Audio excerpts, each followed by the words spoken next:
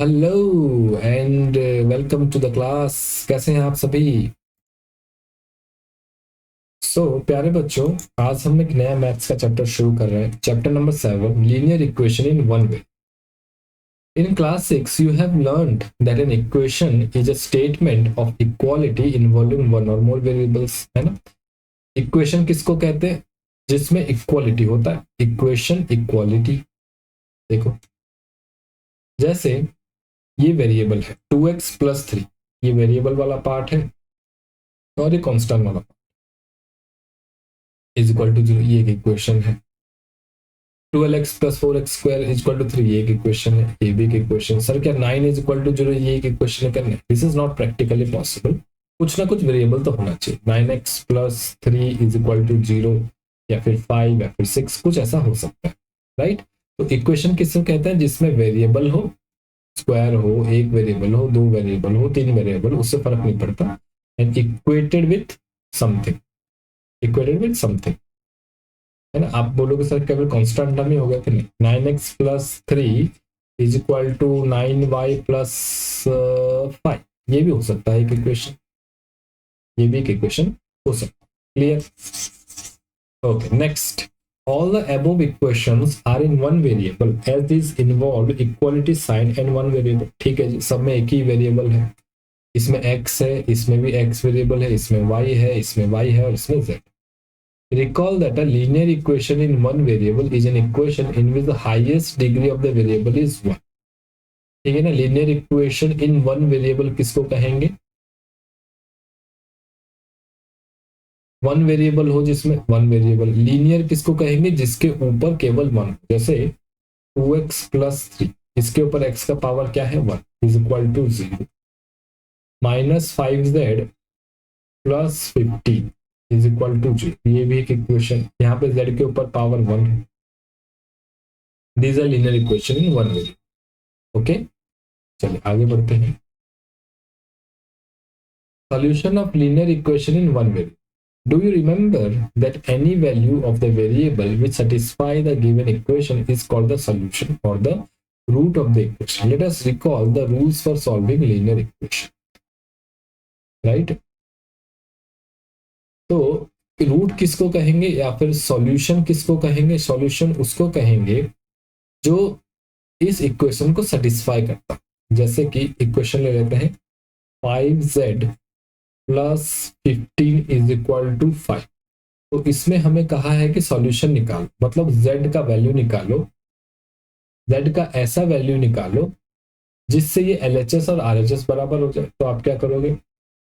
आप इसका सॉल्यूशन निकालो, आप करोगे -5z is equal to 5 minus 15 that is equal to -10 minus 5z, z is equal to -10 by -5 that is equal to 2। So z is equal to 2 is the solution of the equation, है ना? आप अगर z is equal to 2 डालोगे तो LHS और RHS बराबर हो जाएगा। तो आप यहाँ पे z इज इक्वल टू 2 डाल लो तो ये -10 हो जाता है। -10 प्लस 15 इज +5। ओके, तो LHS is equal to RHS। Let us recall the rules for solving linear equation. Add the same quantity to both sides of the equation, subtract the same quantity to both sides of the equation, multiply both sides of the equation of the same non-zero number, divide both sides by the same non-zero number, blah blah blah blah। इतनी जरूरत नहीं है। अब आप इसको देखते हैं। अब ये ट्रांसपोजिशन क्या है? ट्रांसपोजिशन क्या है? ट्रांसपोजिशन का मतलब ये है बेटा कि जो चीज इधर प्लस है उधर जाएगी तो माइनस हो जाएगी। जैसे कि आपने यहाँ देखा, यहाँ पर ये +15 तो उधर चला गया तो -15। यहाँ पर ये दोस्त बना है और इसने पार्टी बदल दी, तो अब ये पार्टी बदल देगा तो दुश्मन बन जाएगा, है ना? तो प्लस इधर चला जाएगा तो माइनस। उसी तरह let us suppose 5x divided by 6 is equal to 9। तो इसको क्या बोलेंगे? 5x is equal to 9 into 6, या पहले से ही है। तो यहाँ पे डिवीजन में था, अब इधर चला है तो ये मल्टीप्लीकेशन हो गया। इसको बोलते हैं transposition. Clear? This is called as transposition. इसमें बहुत कुछ ज्यादा थ्योरी पढ़ने की जरूरत नहीं है, क्वेश्चन करेंगे तो समझ में।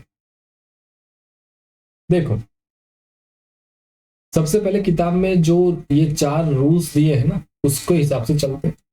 Add the same quantity to both side of the equation, subtract the same quantity, ये सारा है। करके देखते हैं। Solve y by 5 plus 1 is equal to 1 by 15 and check that. Solve का मतलब है y का वैल्यू निकाल। तो इधर ये कांस्टेंट टर्म है, इधर 1 बाई 15 ये भी constant term.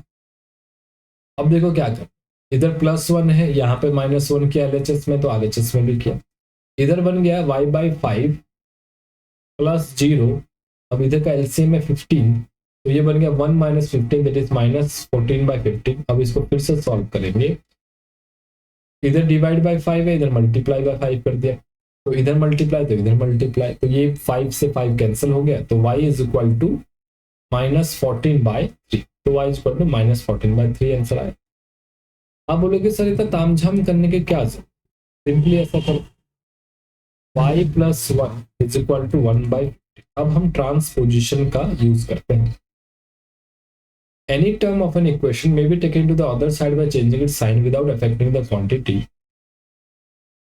This process is called transposition. So, by transposition term, we simply change its sign and carry it to the other side of the equation. Right? In other words, plus sign of the term changes to minus sign and into sign changes to division sign on the other side and vice versa. अब हम transposition का use करके इसको करते हैं, देखना जरा। तो ये बन जाएगा y is equal to 1/15 minus 1। Same वही आ रहा है ना, बीच का प्रोसेस, बीच का स्टेप एलिमिनेट हो गया, ये वाला स्टेप हमने एलिमिनेट कर दिया, यहीं पे आ रहे हैं सीधे। अच्छा ये y बाई 5, तो दिस इज 15 एलसीएम गया, 1 माइनस 40, फिर 1 minus 15, so this becomes -14/15। y by 5 is equal to -14/15। अब देखो y is equal to -14/15। अब ये इधर डिवीजन था, उधर चला जाएगा तो मल्टीप्लिकेशन हो जाएगा। 5 1 जा 1, 5 5 3 जा 15, दिस इज -14/3। तो y आपका कितना आंसर निकल करके आ गया बेटा, y आपका आंसर निकल करके आ गया -14। ट्रांसपोजिशन से करेंगे तो थोड़ा आसान। चेक करके देखते हैं। चेक करना मतलब LHS is equal to RHS, y is equal to -14/3। इसको यहाँ पे पुट करते हैं, LHS आ गया, y के जगह में हमने डाला -14/3, नीचे 5 था तो ये हो गया -14/15 प्लस 1, आंसर आया LHS 1/15। RHS भी उतना ही है, LHS is equal to RHS। So y is equal to -14/3 is the solution और the root of the given equation. Clear है ना? इस तरह से हमें सॉल्व कर। Transposition method is more practical, इसका यूज करें।